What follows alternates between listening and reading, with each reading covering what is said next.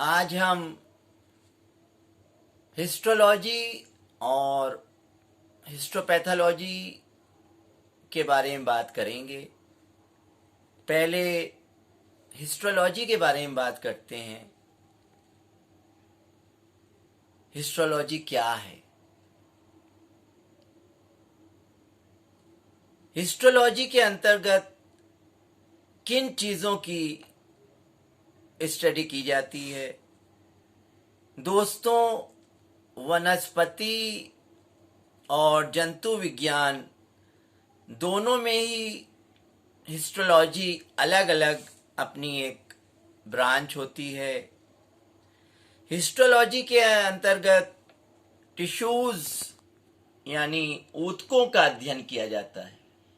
Tissues की study की जाती है। जैसा कि हमें पता है, चाहे वो पादप प्लांट हो या जंतु हो, ऊतकों के बने होते हैं, टिश्यूज के बने होते हैं। ऊतक यानी टिश्यू सेल्स के बने हुए होते हैं। अलग अलग सेल्स, अलग अलग कोशिकाएं मिलकर एक ऊतक का निर्माण करती हैं। ऊतक यानी टिश्यू अंग का, अंग तंत्र का, और अंग तंत्र एक शरीर का निर्माण करते हैं। उम्मीद है आपको हिस्टोलॉजी के बारे में समझ आया होगा। Histology, that means a study of the microanatomical structure of tissue। अब हम हिस्टोपैथोलॉजी के बारे में समझते हैं। Histopathology, that means the study of the diseases of that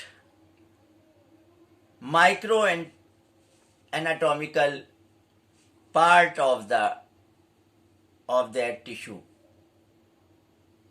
histopathology क्या है?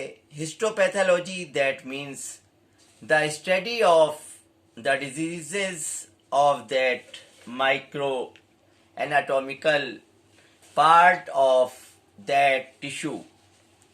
जो स्टडी हम हिस्टोलॉजी में कर रहे थे वो नॉर्मल टिश्यू स्ट्रक्चर पर कर रहे थे।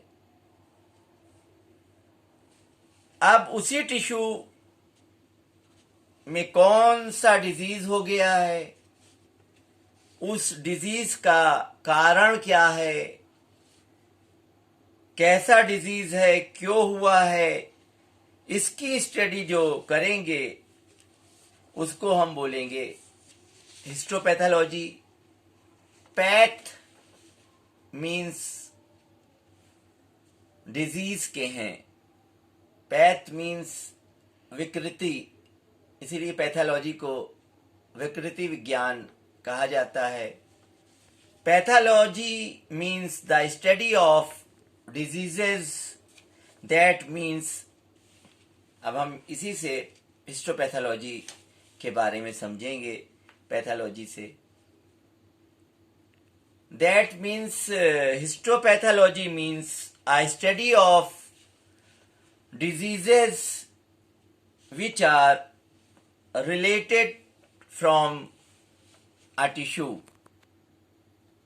या उस टिश्यू के माइक्रो एनाटॉमिकल स्ट्रक्चर्स में जो डिजीज लगा है उसे हम बोलेंगे हिस्टोपैथोलॉजी, उसकी स्टडी को हम बोलेंगे।